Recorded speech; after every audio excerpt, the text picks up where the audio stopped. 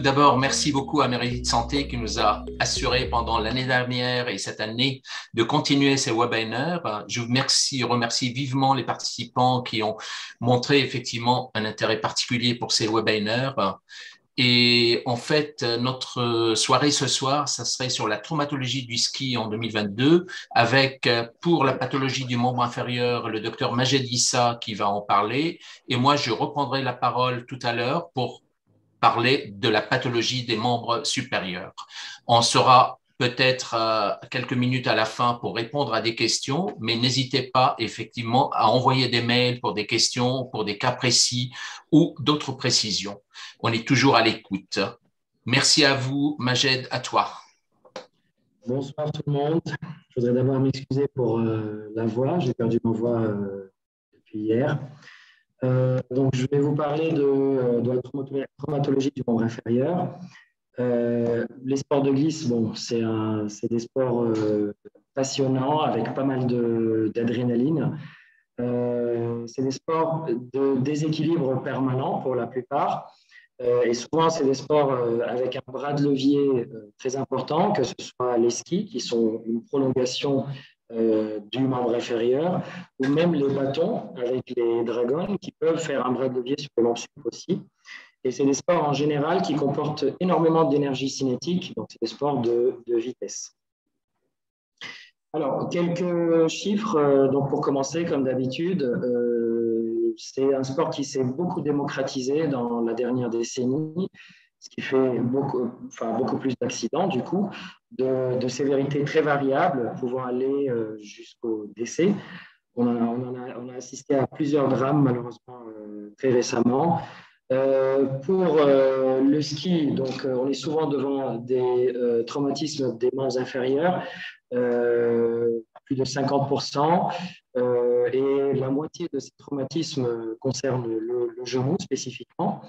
Alors, l'idée générale, c'est que les débutants qui sont moins préparés, qui savent moins contrôler leur glisse, sont plus exposés, et ceci est plutôt à mitiger comme concept, parce que les skieurs professionnels le font à des vitesses beaucoup plus importantes et donc sont exposés à des accidents beaucoup plus graves.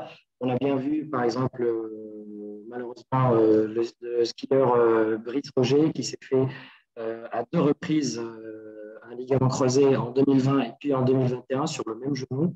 Et là, très récemment, la pauvre Camille Cerruti qui, au JO de 2022, s'est fait également un ligament croisé. Et voilà, on a tous entendu ces cris de douleur sur la piste. Tout ça, donc, ça traduit une augmentation très récente de la traumatologie grave pour les sports de glisse. En général, pour le ski, on est plus souvent devant des traumatismes du membre inférieur. Pour le snowboard, comme les pieds sont solidaires au snowboard, on assiste beaucoup plus fréquemment à des traumatismes du membre sup, épaules, poignets, etc. Fadi va nous en parler. Alors, il y a eu une grosse évolution durant les 30 dernières années de la traumatologie parce qu'en parallèle, il y a eu une évolution du matériel de ski.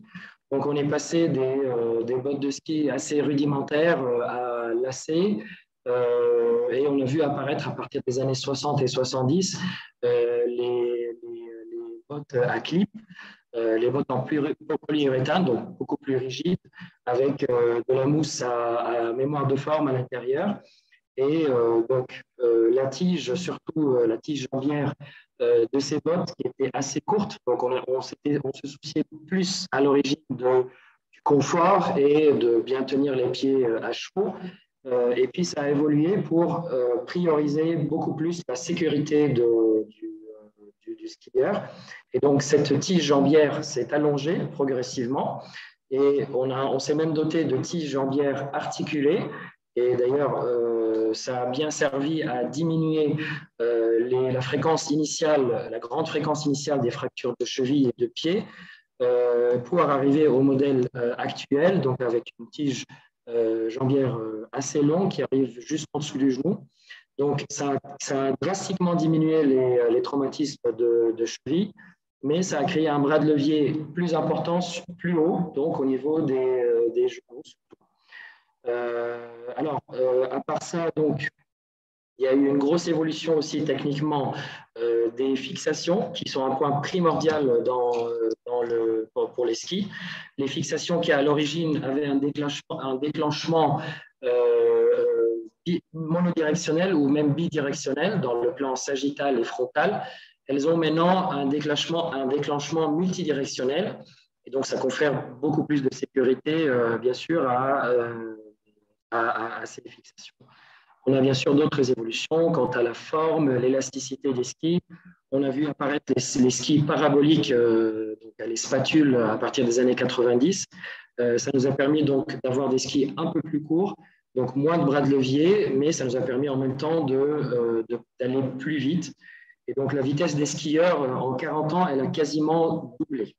Et en parallèle, l'entretien des pistes, surtout les pistes damées, a fait que la neige était plus dure et donc les traumatismes sont devenus encore plus sérieux, plus violents. Alors, beaucoup de facteurs de risque pour les traumatismes donc, au ski. Les deux facteurs les plus importants, c'est une mauvaise préparation physique et surtout les problèmes de matériel. Donc, comme on a dit, le réglage des fixations et l'entretien régulier et le réglage par des professionnels est primordial. C'est très important d'avoir des chaussures bien serrées. Il y a bien sûr, à part ça, les facteurs liés à la météo, à la condition de la neige. Les facteurs, bien sûr, dus aux excès de vitesse. On a récemment assisté au drame de l'acteur Gaspard Ulliel. Les gens qui s'aventurent un peu dans les hors-pistes, on a tous vu pareil le drame de Michael Schumacher, malheureusement. Il y a beaucoup de problèmes liés à l'attitude donc de chaque skieur, parfois beaucoup de manque de civisme et beaucoup de nonchalance, comme par exemple les skieurs qui s'arrêtent, qui décident de s'arrêter en milieu de piste, et ça conduit souvent à des collisions qui constituent près de 15% des traumatismes sur les pistes de ski. Alors, bien sûr, le meilleur moyen de diminuer la fréquence des accidents, c'est la prévention. Comme j'ai déjà dit, la préparation physique est très importante. Ça consiste essentiellement en des exercices de proprioception, les renforcements musculaires, le stretching, c'est-à-dire les étirements, et un certain entraînement postural propre au sport de glisse. Alors ça, c'est des photos que j'ai piquées dans le site de la Softcote. Il y a un très bon article sur la traumatologie du ski, justement. Les exercices de proprioception qui consistent tout simplement à se mettre sur un pied et à se mettre donc en position d'équilibre et à maintenir cette position, et même à faire des pivots en rotation externe et en rotation interne. On peut bien sûr monter en difficulté et les coupler à un renforcement musculaire avec des élastiques, etc. Le renforcement musculaire, en commençant par le renforcement des quadriceps avec des manœuvres de la chaise, que ce soit en descente pour faire un renforcement excentrique du quadriceps ou en montée avec des renforcements concentriques. Il y a aussi les renforcements des ischio-jambiers, donc avec les compressions en genoux pliés, et la position, comme on voit sur la troisième photo, la position de pont fessier. Les étirements, donc les deux groupes musculaires les plus concernés, bien sûr, c'est le quadriceps et la chaîne postérieure, qui va des ischio-jambiers à l'arrière jusqu'au triceps sural, jusqu'au tendon d'Achille à l'arrière. Bien sûr, ça c'est quelques exercices possibles seulement. Il y en a plein. À part ça, on a un étirement, un entraînement postural qui est propre au ski et au sport de glisse. Par exemple, la réception des sauts, plutôt que de faire des réceptions en rotation interne des genoux, en strabisme des genoux, qui nous expose au mécanisme de rupture du LCA, surtout aux entorses de genoux. Il faudra plutôt des réceptions avec une rotation externe des cuisses et surtout avec un dos plié vers l'avant, donc pour déplacer le centre de gravité entre les cuisses. Et ceci nous évite la position, donc comme on disait nos moniteurs de ski, la position de ski à cul, c'est-à-dire avec le centre de gravité vers l'arrière, qui nous expose justement aux hyperflexions, aux accidents d'hyperflexion du genou, et donc pareil aux entorses et aux ruptures du ligament croisé. Donc encore davantage de principes de prévention. Comme on a dit, les fixations ont une importance primordiale. L'échauffement est très important. On a tout intérêt à commencer les 2-3 premières descentes sur une piste facile et puis passer sur les pistes bleues, rouges et puis noires. Bien sûr, quand on se sent fatigué, c'est là où on est le plus exposé. Donc, il vaut mieux arrêter quand on est fatigué. Ne pas chercher les aventures, ne pas tester ses limites. Il faut bien connaître la réglementation quand même. Chose que tout le monde ne connaît pas, c'est que le skieur en aval est toujours prioritaire. Ça, c'est la loi sur les pistes. Bien sûr, le contrôle de l'encombrement des pistes, c'est un facteur de risque qui est un peu mis à l'écart, peut-être volontairement, parce que souvent, il y a des enjeux financiers aussi. Donc, on cherche pas à limiter, on cherche pas à trop limiter le nombre de skieurs sur les pistes. Un brin de nouveauté, donc on le voit apparaître durant les 2 dernières années, c'est l'exosquelette ou le Mojo. Donc c'est un appareil formidable qui a permis à beaucoup de personnes avec des douleurs au genou, qui ont permis de skier. Donc ça permet une transmission des forces aux cuisses et aux hanches. Est-ce que ça peut participer aussi dans la prévention des entorses de genoux? Ça reste à déterminer. Mais en tout cas, c'est une nouveauté très intéressante. Alors, les types de lésions du membre inférieur, donc vous l'avez compris, ça consiste surtout en des entorses au niveau du genou. Ça peut être des simples étirements et ça peut arriver jusqu'à des ruptures ligamentaires franches. La rupture du ligament croisé antérieur est dominante. On a une prédominance féminine. On ne sait pas encore pourquoi, mais il y a une forte hypothèse qui incrimine l'influence hormonale. Encore une fois, comme je dis, comme la neige est assez dure avec les pistes damées, on voit pas mal de fractures du plateau tibial, parfois des vrais éclatements osseux au niveau du plateau tibial. Comme j'ai déjà mentionné, avec l'évolution des bottes de ski, on a une diminution drastique du nombre des statistiques de fractures et de traumatismes de la cheville. Et donc, en parallèle, on a vu une augmentation des traumatismes du genou. Plus rarement, bien sûr, on a les fractures diaphysaires, les fractures du col fémoral, etc. Et une particularité du snowboard, c'est que, comme j'ai dit, les deux jambes sont attachées au snowboard. Et donc, on a beaucoup moins de pivot des genoux. Donc, on observe quand même des lésions du ligament croisé par hyperflexion, mais on n'a pas cette torsion du genou comme au ski. On observe quand même beaucoup de lésions du membre supérieur avec le snowboard, des fractures assez typiques donc, de l'astragale ou du talus, des fractures du coccyx, parce qu'on tombe beaucoup quand même, pour ceux qui ont déjà essayé, on tombe beaucoup sur le derrière. Donc, le mécanisme typique pour une rupture du ligament croisé, c'est comme vous voyez sur la photo, c'est une jambe qui part en rotation externe avec le ski et la cuisse part plutôt en rotation interne avec un valgus qui accompagne. Et donc, ça ramène le ligament croisé à sa tension limite et c'est souvent le mécanisme qui conduit à la rupture du LCA. D'autres mécanismes, donc ça c'est le valgus, c'est le mécanisme en valgus rotation externe. D'autres mécanismes sont possibles et sont fréquents également. C'est le mécanisme en varus rotation interne, comme quand on est en position de chasse-neige et que les skis bloquent en rotation interne. Ou bien donc les mécanismes en hyperflexion, c'est quand on skie à cul. Et c'est l'hyperflexion qui conduit à la rupture, au claquage du médecin. Je vous montre cette vidéo, cette courte vidéo. Alors écoutez le commentateur et regardez le genou droit du skieur. Rotation interne de la cuisse.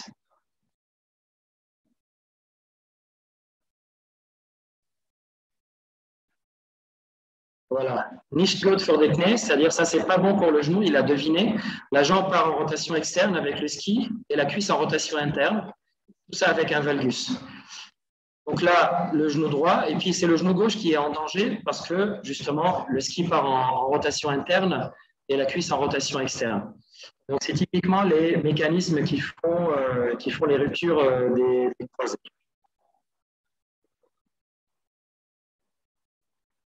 Et à la fin, il rentre dans le décor.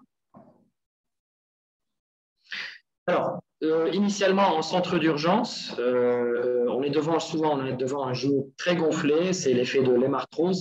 Un ligament est bien vascularisé, donc ça saigne. Un genou douloureux avec une importance fonctionnelle assez majeure quand même.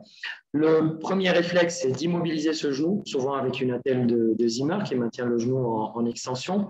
Le glaçage est important et avec également une légère compression, c'est important pour limiter l'évolution de l'hémarthrose.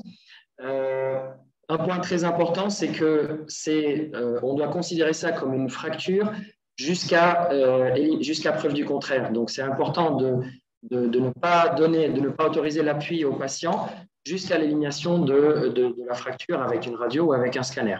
S'il n'y a pas de fracture, l'appui est autorisé sous couvert d'une attelle et de béquilles jusqu'à la consultation avec le spécialiste. Et comme le patient ne marche pas normalement au début, c'est souvent assez judicieux de le protéger avec des anticoagulants. Alors, un élément très important, c'est que la radiographie a toujours son importance, elle a toujours sa place. Elle nous ramène beaucoup d'éléments précieux. Il ne faut pas hésiter devant n'importe quelle suspicion, notamment devant un appui assez douloureux. Il ne faut pas hésiter à demander un scanner. L'accès au scanner est assez facile dorénavant. L'échographie est beaucoup moins contributive parce qu'elle ne voit pas bien le pivot central surtout. Et bien sûr, l'IRM reste l'examen de référence pour certifier le diagnostic de rupture du ligament croisé. Le mieux, c'est d'attendre que l'hémarthrose commence à se résorber, donc de différer l'IRM, sauf bien sûr s'il y a une lésion urgente associée. Donc, des exemples de signes assez pathognomoniques à la radio, donc la fracture de second, par exemple. L'encoche fémorale, donc, qui est témoin d'un phénomène rotatoire assez important. Et puis les lésions associées, donc par exemple là, un arrachement du LLE ou du tendon du biceps. Donc la radio a vraiment son importance. Et puis bon, bien sûr à l'IRM, donc voilà, comme vous voyez, une différence entre un ligament croisé normal, bien tendu, et puis des fibres un peu éparpillées avec un ligament croisé rompu. Alors, une nouveauté qui, je pense, va être très utile pour nous tous, notamment pour les professionnels de santé de prime abord, qui va faciliter donc, le diagnostic de rupture du ligament croisé, parce que souvent l'examen clinique est difficile avec un patient douloureux. C'est un nouveau score qui a été développé par la SFA, la Société française d'arthroscopie, qui est sorti fin 2021, et donc qui consiste en 5 questions très, très simples, et qui a quand même, c'est une appli en fait qu'on peut télécharger sur son téléphone et on remplit le score, donc 5 questions à poser au patient et on peut envoyer donc le score par mail au patient et on peut même l'adresser au praticien. Voilà, vous voyez le QR code là, vous pouvez télécharger l'appli et ce qui est le plus étonnant, c'est que ce score-là a une spécificité quand même qui est supérieure à 90%, donc qui est quand même quasiment équivalente à l'IRM et au Lachman. Donc, c'est un test quand même qui va avoir beaucoup d'utilité. Les 5 questions assez simples, c'est l'échelle de douleur, donc le score de douleur, EVA, la présence ou pas d'impotence fonctionnelle, la présence ou non d'un épanchement.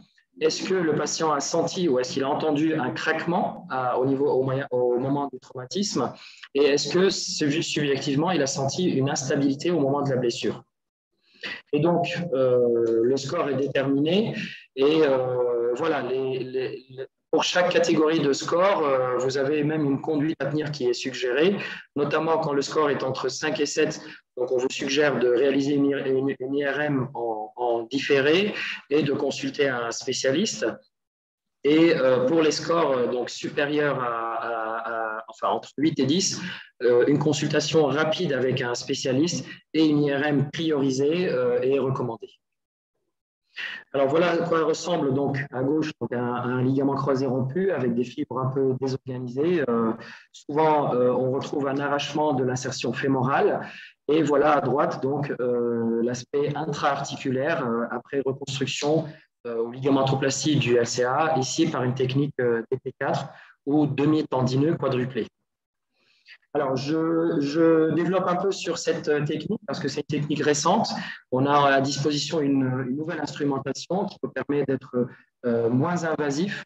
Donc, c'est une technique qui nous permet de prélever un seul tendon ischio-jambier au lieu de deux et donc de faufiler ce tendon autour de boutons réglables, donc de le quadrupler pour créer un greffon court qui fait en général autour de 5 à 6 cm. Et puis, l'idée, c'est qu'avec un viseur approprié, on arrive à faire ce qu'on appelle un tunnel rétrograde. Donc, c'est une broche qu'on insère donc, dans l'os qui se transforme donc, en angle droit, qui se transforme en mèche. Et en tirant cette mèche, elle nous fait une logette, donc, qui nous dispense en fait de faire des tunnels osseux complets, de gros tunnels osseux comme on faisait dans les autres techniques.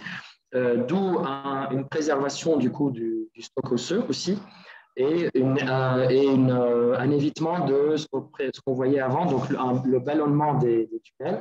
Ça fait que la chirurgie peut se faire maintenant en 3/4 d'heure ou 1 heure de temps, donc moins de temps de garrot. Cette chirurgie peut très bien se faire en ambulatoire, le patient sort en marchant, sous protection de béquilles et d'une attelle de genou.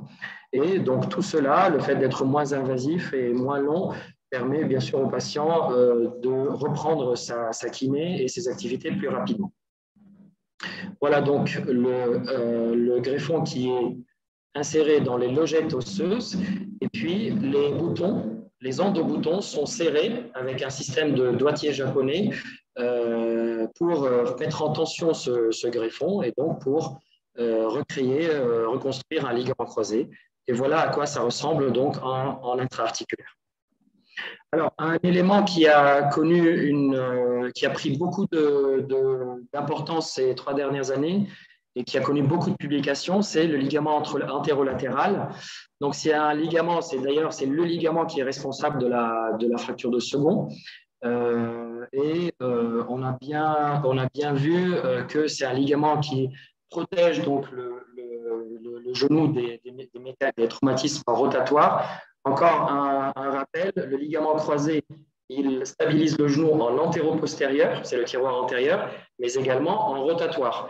Et donc là, le ligament antérolatéral, il participe à la stabilité rotatoire du genou et il permet aussi de protéger, donc ça c'est établi scientifiquement, il protège notre ligament croisé contre la rupture. Et donc, il y a des indications, bien sûr, bien spécifiques pour aller reconstruire ce ligament antérolatéral, notamment la présence d'un ressaut rotatoire ou un pivot shift explosif, la fracture de second donc, qui témoigne de la rupture de ce ligament, les sports à haut risque de rupture du croisé, donc qui sont le rugby, etc., les sports de contact, et quand il s'agit d'une reprise de ligamentoplastie. Donc, la technique, il y a beaucoup de techniques pour reconstruire ce ligament antérolatéral. Celle qu'on utilise à la clinique des Lilas et au Valdière, c'est une bandelette, la technique de Lemaire, modifiée. Donc, c'est une bandelette de fascia lata qu'on faufile donc, sur un fil non résorbable, qu'on passe sous le ligament, le LLE, pour créer un effet poulie et qu'on fixe dans l'os au niveau du point isométrique en légère flexion. Alors, bien sûr, il y a toutes les autres techniques de reconstruction du ligament croisé qui sont d'excellentes techniques et dont même certaines restent le gold standard. Mais bon, c'est des techniques qui sont un peu plus invasives que la technique DT4, mais c'est des techniques qui sont excellentes et qui donnent des résultats tout à fait comparables, comme enfin, vous les connaissez probablement, donc comme le KJ à base de tendons rotuliens, le BIDT où l'on prélève deux tendons ischio-jambiers, et le tendon quadricipital, le TQ, où on prélève une bandelette de tendon quadricipital avec une baguette osseuse. Alors, une autre notion très importante et qu'on observe également souvent dans les traumatismes de ski, et souvent c'est associé aux entorses du genou et aux ruptures du ligament croisé, c'est les lésions méniscales. Et on sait maintenant, pareil, c'est une réalité bien établie scientifiquement, c'est que le ménisque a toute son importance dans la prévention, donc dans l'amortissement de l'appui sur le genou, et donc dans la prévention de l'arthrose. On sait maintenant qu'un genou avec un ligament croisé rompu a 40% plus de risque d'arthrose précoce à 20 ans de recul, mais on sait également qu'un ligament croisé rompu plus une lésion méniscale, ce genou-là, il a même plus de risque de développer une arthrose précoce. C'est la raison pour laquelle, en 2022, on doit tout faire, on a tous évolué de manière à préserver, dans la mesure du possible, bien sûr, préserver le ménisque. Et donc, on fait beaucoup plus de sutures méniscales maintenant que de ménisectomie, comme on faisait il y a 10 ans. Et là-dessus, il y a plein de publications dans la littérature. D'autres lésions, bien sûr, du genou, c'est les lésions, les fractures ostéochondrales et les pertes de substances de cartilage par contusion, par effet de translation également. Donc, ces lésions-là peuvent bénéficier, selon il y a des indications, il y a des abacs bien précises, selon l'indication, peuvent bénéficier de greffons ostéocartilagineux ou de mosaïcoplastie, comme dans ce cas-là. Donc, vous pouvez bien voir le défect cartilagineux chez ce patient-là, et vous pouvez voir comment on a reconstruit avec deux plots ostéocartilagineux. C'est ce qu'on appelle la mosaïcoplastie. C'est un patient que j'ai opéré il y a 4 mois et bon, qui a maintenant donc pu reconstruire son cartilage.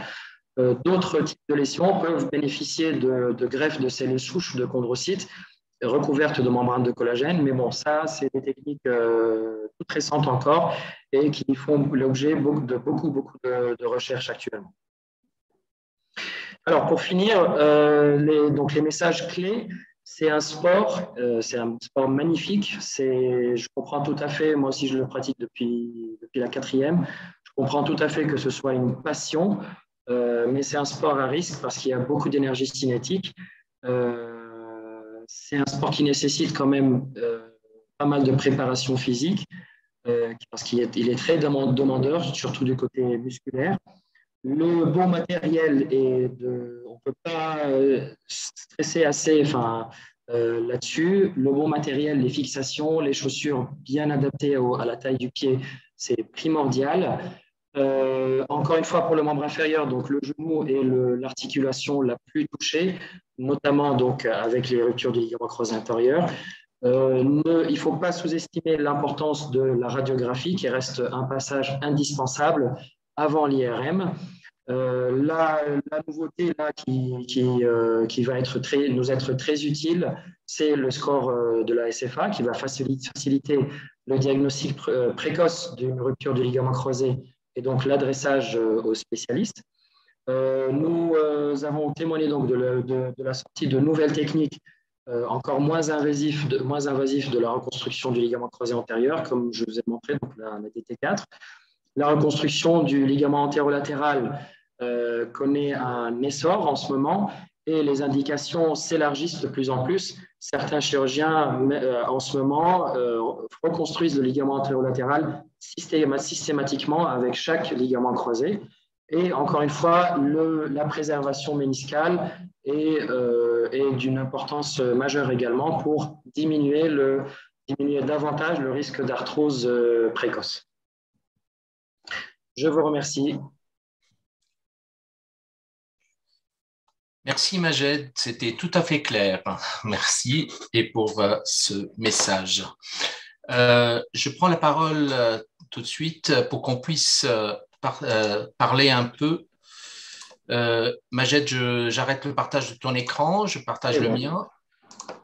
Et effectivement, je vais commencer la partie qui est par rapport à la traumatologie du membre supérieur. Peut-être on répondra aux questions à la fin de ces topos. Donc, comme il a dit Majed, effectivement, il y a pas mal d'accidents qui peuvent arriver, que ce soit au niveau du genou, membre inférieur, comme on l'a vu, mais surtout aussi, il y a des membres cachés. Regardez cette main qui est incluse un peu à l'intérieur, malgré qu'il y a une entorse de genou, malgré un traumatisme à ce niveau. Et surtout, il y a, par exemple, un pouce qui est caché. Il faudra vérifier un peu toutes ces lésions à ce niveau. Comme il a dit Majed, avec le ski, il y a une vitesse très importante. Regardez par exemple le 22 janvier 2021, cette chute d'Urs, et effectivement qui a été sévèrement blessé après sa chute. Et effectivement, donc il y avait une commotion cérébrale, une fracture de la clavicule et une déchirure des ligaments du genou. On ne sait pas trop, mais effectivement, les statistiques montraient que pratiquement la moitié des lésions, c'est le genou, mais les autres lésions, que ce soit l'épaule, la main, c'est le quart, le rachis et les traumatismes crâniens à 10% et la cheville à 10%. Donc, ça veut dire que c'est des lésions multiples, il faudra savoir les étiqueter. Commençons par le membre supérieur, donc c'est les chutes. La première chose qui est faite, donc quand on chute sur l'épaule, parfois on a des douleurs. Et ces douleurs au niveau de la chute, sans qu'il y ait de luxation, sans qu'il y ait de fracture, parfois ça fait une douleur au niveau de l'épaule. Et cette douleur peut signifier qu'il y a peut-être une lésion de la coiffe des rotateurs. Comme il avait dit Majed, donc il faudra glacer, mettre une immobilisation et c'est le principe du RAES, donc c'est le repos, la compression, le glaçage et l'élévation éventuellement, et à partir de là, faire un peu la démarche. Passons au niveau de la coiffe, qu'est-ce qui peut arriver? On sait que la coiffe, par la vue supérieure, on a la clavicule, l'acromion, le muscle supraépineux avec l'infraépineux et puis le muscle sous-scapulaire qui est en avant. Effectivement, ce qu'on appelle la coiffe, c'est l'ensemble de ces trois muscles. Et quand il y a une chute, à partir de là, ça peut déchirer un peu cette insertion de la coiffe. Ça peut déchirer au niveau de leur insertion tendineuse, mais ça peut aussi faire en sorte qu'il y a aussi un traumatisme osseux. Parce que l'insertion du ligament chez des sujets jeunes, elle est très importante. Et à partir de là, parfois, c'est l'os qui cède. Et donc, avec des petites fractures operculaires, ou éventuellement sur un sujet un peu plus âgé, des fractures vraies du trochléaire concernant l'insertion du tendon sur l'os. Donc, effectivement, n'oubliez pas de faire une radio, comme on l'avait dit, devant tout traumatisme de l'épaule qui est douloureuse, et à partir de là, vérifier s'il n'y a pas une petite fracture, s'il n'y a pas une fracture plus importante d'une trochléaire, d'une fracture du col, ou d'autres traumatismes plus importants là-dessus. Si le traumatisme est plus violent, à partir de là, on peut trouver aussi d'autres traumatismes. Au niveau de l'épaule, ça peut être aussi plus important au niveau de la clavicule, au niveau d'un coude, et on va voir un peu, effectivement, au niveau d'une clavicule qui est un os en S, si on chute avec la main bien tendue, avec toute la force qui passe à travers l'articulation pour casser, ce qui arrive, parfois la fracture se casse complètement la clavicule, on voit directement qu'il y a plusieurs types de fractures. À partir de là, une fracture simple peut déplacer, ça ne pose aucun problème, mais une fracture avec un fragment pointu qui risque de pointer sur la peau, de déchirer la peau, de faire une fracture ouverte, un fragment qui peut être un peu avec une compression vasculaire par un hématome important, c'est important de le savoir. La localisation de la fracture est importante. Est-ce que c'est au tiers moyen, en sternoclaviculaire ou au tiers externe qui va changer un peu l'indication? Souvent, c'est des douleurs importantes au niveau de l'épaule. L'épaule, elle peut bouger, mais c'est la clavicule quand on la sent dessus, quand on fait une palpation. À partir de là, on voit effectivement il y a quelque chose qui s'est passé avec effectivement une douleur. Et on maintient un peu l'épaule. Pourquoi? Parce que sur la clavicule, il y a le sternocleidomastoïdien qui tire un peu le fragment à ce niveau et qui peut pointer ce fragment vers le haut et qui risque d'avancer. On va voir un peu plus bas. Qu'est-ce qu'on fait? À ce moment-là, il faut glacer. Et quand on part sur un traitement fonctionnel simple, parce que c'est le tiers moyen, on peut partir une immobilisation, petite immobilisation pour une semaine, et puis la mise en place des anneaux. effectivement, qui peuvent comprimer un peu, maintenir un peu l'épaule et surtout maintenir les deux épaules en arrière pour pouvoir réduire un peu cette fracture. Faire très attention, les anneaux sont traîtres parce que si on pousse un peu plus, il y aura une compression neurologique, il y a une compression vasculaire. Un des signes, c'est le gonflement à ce niveau et le gonflement du bras, ça veut dire qu'il y a une compression du pédicule qui s'est faite avec des fourmillements possibles à ce niveau. Donc, c'est à contrôler et à surveiller. Les luxations de l'épaule pour un traumatisme plus important, c'est aussi, on fait le diagnostic directement. Quand on a quelqu'un en face de soi où il a une luxation d'épaule et on voit qu'il ne peut plus bouger son épaule, à partir de là, il y a eu une force qui s'est faite et l'épaule, elle s'est disloquée. Donc, elle peut être en avant comme elle peut être en arrière ou à ce niveau. Et à partir de là, déjà, on essaye de les mettre en place parce qu'effectivement, c'est très douloureux. Et à partir de là, si c'est le premier accident, on peut le remettre sans qu'il y ait, qu'on soit sûr et éventuellement parce qu'on ne peut pas le laisser luxer. Mais par contre, s'il y a une proximité d'un centre, mieux vaut faire la radio avant de la réduire. Regardez par exemple, une chute, ça peut être par un choc direct, comme ça peut être par un choc indirect, avec le mouvement qui part en arrière et qui pousse un peu l'épaule pour qu'elle se disloque à ce niveau.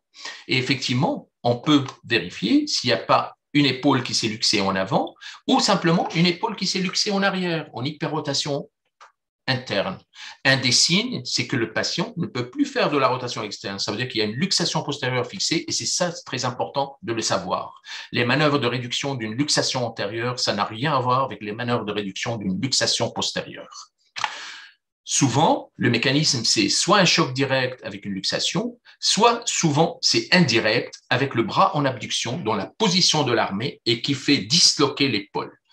Souvent, c'est des jeunes qui ont peut-être eu une première fois la luxation ou ça peut être des luxations récidivantes parce qu'ils ont déjà eu. Et à partir de là, on sait que plus qu'on est jeune, plus qu'il faut une immobilisation parce que le risque de récidive est plus important quand on est jeune par rapport à ces lésions. La radio est importante parce que ça montre effectivement que l'épaule, elle est partie de sa place, mais surtout, elle est importante aussi pour dégager s'il n'y a pas des lésions associées. Regardez par exemple cette épaule qui a été réduite, mais un petit fragment sur le bord inférieur de la glène. On le voyait à peine à ce niveau, mais effectivement, là aussi, il faudra vérifier s'il n'y a pas quelque chose qui a impacté et qui a cassé à ce niveau. Regardez ce scanner par exemple, on voit parfaitement bien le petit fragment de la glène, là, l'humérus qui est revenu à sa place, mais en même temps, quand il était luxé en avant, il a cassé un peu ce rebord antérieur de la glène, ce qui implique une diminution de la surface articulaire et un risque de récidive plus important.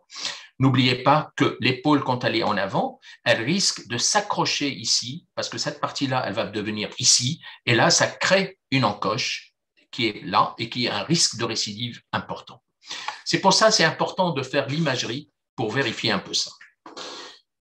Je ne rentre pas dans les détails des techniques après pour la suture, pour l'immobilisation, c'est effectivement 3 semaines à 1 mois, travail de rééducation, de stabilisation.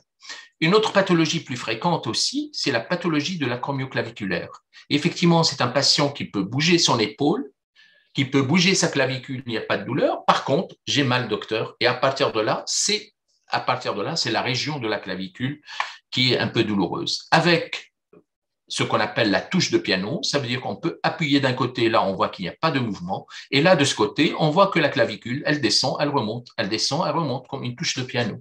Et ça veut dire qu'il faudra qu'on étiquette un peu cette lésion pour savoir est-ce qu'il y a une atteinte des ligaments acromioclaviculaires, est-ce qu'il y a une atteinte des ligaments coracoclaviculaires, qui sont 2 faisceaux, et en fonction de l'atteinte de chaque ligament, on peut décider pour un algorithme de traitement pour aboutir à un traitement complet dernièrement avec les techniques de stabilisation qui stabilisent la clavicule à la coracoïde pour reconstruire un peu un moyen élastique de fermeture et puis une suture des ligaments ou éventuellement une autre technique de brochage. On broche l'acromion et la clavicule et on fait un petit lassage ou simplement quand il y a des atteintes chroniques, d'autres techniques, tout en sachant qu'on est passé pratiquement à ces types d'interventions pour éviter qu'il y a des risques sur les broches, d'infection et ainsi de suite. Et parfois, c'est par des techniques arthroscopiques qu'on peut les faire. c'est important, comme on a dit, d'étiqueter un peu les lésions. Et effectivement, pour étiqueter les lésions, on sait que le traumatisme peut intéresser les ligaments qui sont là, les acromioclaviculaires, comme ça peut intéresser les ligaments coracoclaviculaires. Donc, il y a plusieurs stades. Et on sait techniquement qu'effectivement, quand on fait, et on sait que ces lésions sont atteintes, 1 et 2 par exemple, c'est un traitement orthopédique. On n'a pas besoin d'opérer parce que ça va cicatriser, ça va rester en place. La clavicule est maintenue par un ligament qui est un peu distendu, mais il y a peut-être une lésion partielle, mais ça va rester en place. Par contre, quand il y a une touche de piano vraie, où il y a une luxation, où il y a effectivement, la clavicule n'est plus en face de l'acromion avec une rupture complète de ses tendons, ou simplement que la clavicule, elle est coincée en arrière, regardez à travers le trapèze qui est là, il est coincé, ou coincé en avant, très rarement avec le biceps, donc ça ne peut pas se réduire. Et pareil, quand il y a une touche, une luxation complète, là, ça en devient une indication chirurgicale à ce niveau. Effectivement, sur la radio, on va avoir une clavicule très haute, comme ici, avec pratiquement un espacement plus important. L'intérêt du scanner pour vérifier s'il n'y a pas d'autres lésions associées. Et à partir de là, on peut traiter soit par une suture, soit par un bouton, soit éventuellement par brochage, comme on avait dit.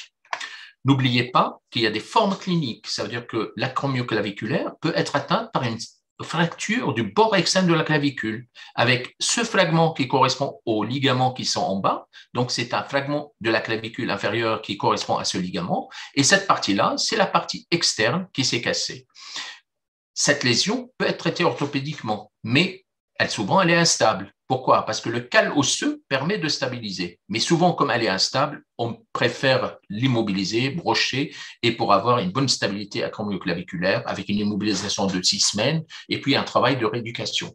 N'oubliez pas que tout ce qui se passe au niveau de la clavicule et de l'acromion, ça peut gêner l'arc et qui est le ligament acromio-coracoïdien avec un effet sur la coiffe sous-jacente avec soit un cal protubérant qui gêne la coiffe ou simplement parce qu'il y a un conflit qui se fait dans cette région.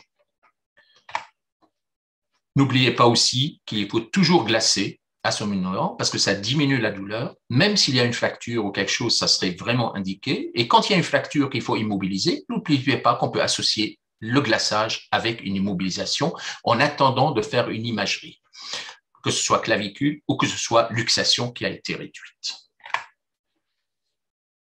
Le rôle des kinés, c'est très important parce qu'effectivement, là, il faudra d'expliquer le bandage qu'il ne faut pas faire une trouble vasculaire à ce niveau. Un bandage qui est maintenu comme ça coince un peu la circulation. Il faudra que ça soit bien maintenu. Il ne faut pas que ça implique une torsion importante au niveau du rachis ou que ça porte un peu. Donc, c'est l'intérêt, effectivement, pour nos kinés d'expliquer parfaitement bien à nos patients qu'est-ce qu'il faut faire et surtout après, de leur donner des petites fiches en disant, bah, moi, j'aurais fait ça, ces mouvements-là. Expliquer un peu les fiches, expliquer un peu par des photos ou des vidéos ce qu'il faut faire par rapport à la rééducation. On arrive à partir du lieu de l'accident pour avoir un centre où on effectue des imageries. Et donc, le parcours des imageries est important, soit qu'on a un diagnostic vrai, une luxation sans qu'il y ait de fracture ou quelque chose, on réduit, c'est urgent. Et après, on aura le temps de faire après toute l'imagerie suivante, scanner, IRM, ainsi de suite.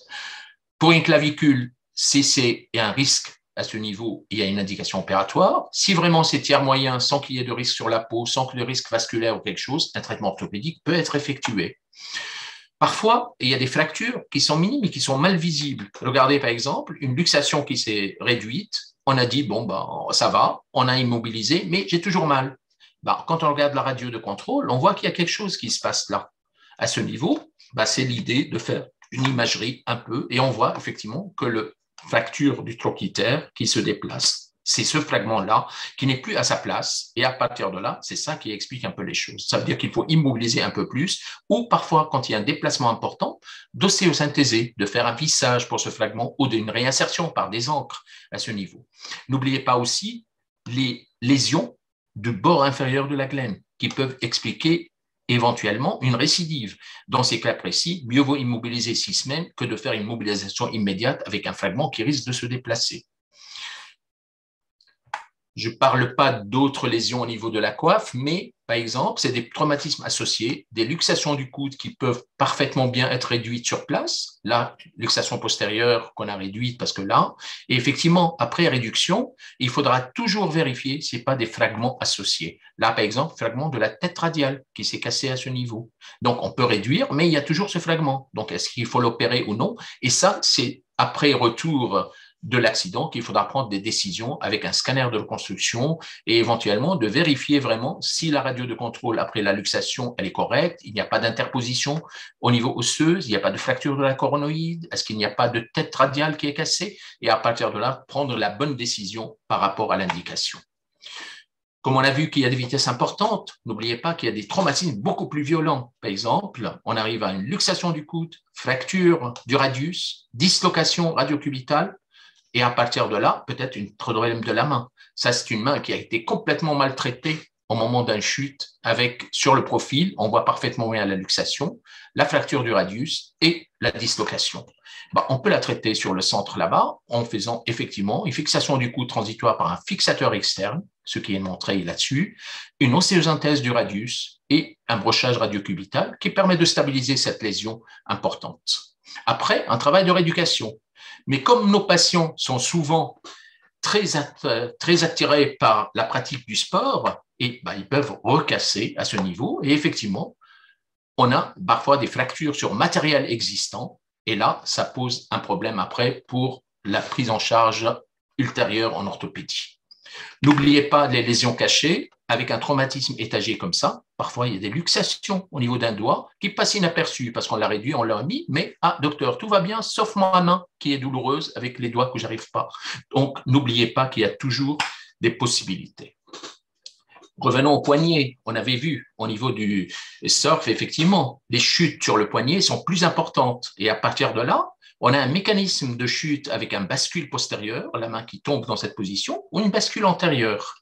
La radio montre une bascule postérieure, par exemple, en dos de fourchette, par exemple, quand on dit, et une bascule antérieure avec un fragment antérieur.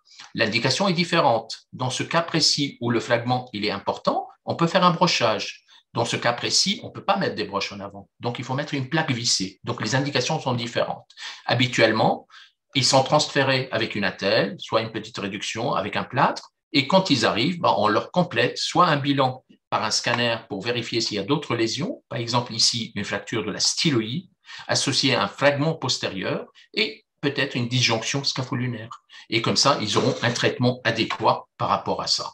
Regardez ce cas par exemple, fracture avec partie antérieure qui s'est cassée, flexion du poignet, avec un tout petit fragment. Et à partir de là, il faut prendre des décisions en fonction de la lésion. Là, par exemple, pour une fracture simple, on fait faire un brochage. 6 semaines après, on enlève les broches. C'est des broches qui sont en intrafocal à travers le foyer pour réduire le raccourcissement et réduire la bascule postérieure. Mais parfois, ça ne suffit pas. Il faut faire une ostéosynthèse par des plaques actuellement verrouillées qui permettent de stabiliser et de faire une console à ce niveau pour consolider à ce niveau et gérer un peu la radiocubitale inférieure. Parfois, on associe les deux, plaques et broche, parce que la fracture est très communitive et on n'arrive pas à stabiliser un peu mieux. C'est pour ça qu'on s'aide avec une broche pour réduire sa translation, on met une plaque antérieure pour réduire ce fragment et à partir de là, ça recrée un peu l'articulation qui est présente. On arrive à la main et à partir de là, on voit qu'il y a toujours quelque chose qui est caché. Et effectivement, on voit que le pouce, il a une anatomie particulière. On en parlera parce que c'est très important. Et il ne faut pas passer à côté parce qu'il y a des lésions qui arrivent et on va les expliquer un peu mieux. Regardez par exemple le plan capsulaire au niveau du pouce. C'est la face interne du pouce, donc la face qui est à ce niveau. Et à partir de là, il y a l'extenseur, il y a une expansion de l'adducteur qui va venir pratiquement cravater l'extenseur. Quand il y a un traumatisme, qu'est-ce qui se passe? C'est que le pouce, il part à l'extérieur. Le traumatisme avec la bandelette de l'extenseur, de l'adducteur, elle va passer en avant et il y a une désinsertion de ce faisceau. On sait qu'il y a un faisceau principal et un faisceau accessoire qui est sur la plaque palmaire. Là, on n'a mis que le faisceau primaire, le faisceau principal, qui s'est désinséré de ce côté. Ce qui se passe, c'est que quand le pouce revient à sa place, la dossière, elle va suivre un peu et elle va chasser ce fragment. Et quand elle chasse ce fragment, il va se retrouver interposé entre la dossière et son insertion. Ce qui fait, c'est ce qu'on appelle la lésion type Stenner, qui explique qu'on ne peut pas cicatriser cette lésion. Et c'est pour ça qu'il y a une indication opératoire sur ce pouce. Regardez cette chemin anatomique, on voit les extenseurs, l'adducteur avec son expansion, et regardez ce faisceau principal qui s'est désinséré et que la dossière, elle vient s'interposer entre les deux. Le faisceau accessoire peut être atteint, mais là, il n'y a rien qui l'interpose, mais il faut le stabiliser. Ce qui fait que c'est intéressant par rapport à l'examen clinique. Parce que parfois, avec, comme on dit, la dragonne, regardez, comme la dragonne, elle tient un peu le poignet, ça pousse un peu et à partir de là, ça écarte un peu le pouce qui passe dans la neige et à partir de là, ça éclate un peu cette tension. Regardez ici ce ligament qui vient en cheval avec l'adducteur qui revient à sa place. C'est là pour ça qu'il ne faut pas mettre la dragonne à ce niveau ou faire attention quand on la met pour éviter avec une chute d'avoir ce traumatisme-là. Mais parfois, ce ligament, il peut désinsérer avec un petit fragment osseux, une lésion articulaire en plus. Et donc, quand il y a une lésion osseux, un fragment osseux qui est retourné, ça veut dire que le ligament, il a entraîné avec lui ce petit lésion. On va voir un peu sur l'algorithme après. L'examen clinique est important, il faut le faire toujours d'une manière comparative. C'est la lésion du ligament interne qui est là. Et à partir de là, on va tester par rapport au côté controlatéral le valgus possible avec des radios si on peut. Et regardez, cliniquement déjà, on voit que le pouce, il part complètement. Ce qui fait la prise entre pouce et index ne se fait plus correctement et on risque de faire tomber les objets. Et à partir de là, il faudra faire une imagerie qui permettra de vérifier les choses. Première chose à faire, immobilisation glaçage, donc soit de petites attelles, soit des attelles thermoformées quand on a peu, mais surtout, il faut comprendre cette anatomie. En extension du pouce, le ligament principal, il est détendu. Par contre, c'est le ligament accessoire qui est sous tension. Donc, quand on teste la valgus en extension, on teste le ligament accessoire. Et quand on le teste en flexion, c'est le ligament principal qui est testé. Et donc, si on a un angle de valgus plus important de 20 degrés ou 30 degrés par rapport à l'autre côté, ça veut dire impérativement, il y a peut-être une lésion de Stenner qu'il faudra opérer. On arrive à l'imagerie. L'échographie, elle est très importante. Regardez cette aponévrose de l'adducteur qui est là. Et on la voit ici. Donc, le ligament principal, le ligament, il est toujours sous l'aponévrose. Donc, il n'y a pas d'effet Stenner. Traitement à ce niveau, donc un traitement orthopédique. Là, par exemple, l'aponévrose, elle est là, mais le ligament principal, il a été retrouvé au-dessus parce qu'il est recroquevillé. Donc, il y a une lésion de type Stenner, indication opératoire. L'échographie est très délicate, il faudra savoir l'interpréter. C'est pour ça, parfois maintenant, on demande des IRM qui permettent de voir un peu cette lésion. Cliniquement, s'il n'y a pas de doute, il n'y a aucun souci. On ne demande pas de l'imager, on fait être sûr qu'il n'y a pas de fracture. Par contre, au moins de doute, et si on veut, on voit un peu le ligament qui est arraché de sa place, qui est là à la base, et on se retrouve derrière l'aponévrose. Donc, ce qui fait que ce ligament-là ne peut pas cicatriser. Et donc, il y aura une laxité chronique après. Et donc, ça, c'est important de continuer cette imagerie. On arrive à l'algorithme, simplement, quand on suspecte qu'on entorse de ligament collatéral ulnaire, on fait des radios. Il n'y a pas de fracture, il faut tester. Quand il y a une fracture arrachement, surtout pas de testing. S'il y a un petit fragment, c'est un traitement conservateur, on sait qu'il n'y a pas de lésion de Stenner. Si le fragment est retourné et il emporte 1/5 de la surface articulaire, ça veut dire qu'il faut impérativement opérer pour remettre tout en place. Quand il n'y a pas de fracture, on teste la métacarpophalangienne. S'il n'y a pas de laxité retrouvée par rapport à l'autre côté, traitement conservateur, attelle, pendant 3 semaines à 6 semaines, en fonction de la lésion. Si, effectivement, il y a une laxité importante, plus que 30 degrés en flexion et plus que 15 degrés en extension, ça veut dire une lésion au niveau des ligaments. Et à partir de là, par rapport toujours au pouce contralatéral, traitement chirurgical. Par contre, s'il y a un arrêt mou, une laxité supérieure du côté contralatéral avec une suspicion d'effet Stenner, là, on peut faire une échographie, une IRM, après la radio initiale, et à partir de là, on fait, s'il y a un effet Stenner retrouvé, traitement chirurgical, si pas d'effet Stenner, traitement conservateur. Vous dites, c'est un peu lourd, mais oui, parce qu'effectivement, si on a cette lésion qui ne cicatrise pas, on aura une laxité chronique, à tel point qu'il y a des sportifs, des skieurs professionnels, ils utilisent des petites attelles qui sont thermoformées, qu'on peut mettre dans les gants, qu'on peut mettre aussi pour maintenir, pour éviter cet effet-là quand ils tombent à cause de la fragilité de leur pouce et pour éviter en prévention cette lésion-là. N'oubliez pas que ces lésions-là peuvent se cacher et peuvent se cumuler. Comme on dit, un train peut en cacher un autre. À ce moment-là, vérifiez avec un traumatisme important s'il n'y a pas quelque chose qui est caché et qui était caché dans la neige et qu'on n'a pas vu parfaitement bien faire la demande.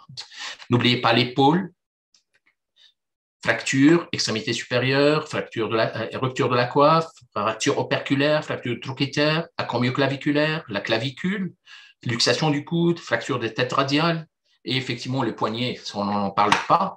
Et surtout, vérifier s'il n'y a pas des lésions associées au niveau du rachis, au niveau du sacrum, comme ici une petite fracture du sacrum, quand on en a parlé avec des chutes avec soit le coccyx, soit le sacrum qui se casse sur une personne d'ostéoporose, et soit un traumatisme facial surtout, avec comme ici une fracture de l'euphoре qui a été ostéosynthésée pour la mettre en place à ce niveau à cause d'un traumatisme. Je vous remercie et merci pour votre écoute et on va commencer peut-être voir un peu les questions si on a à ce niveau.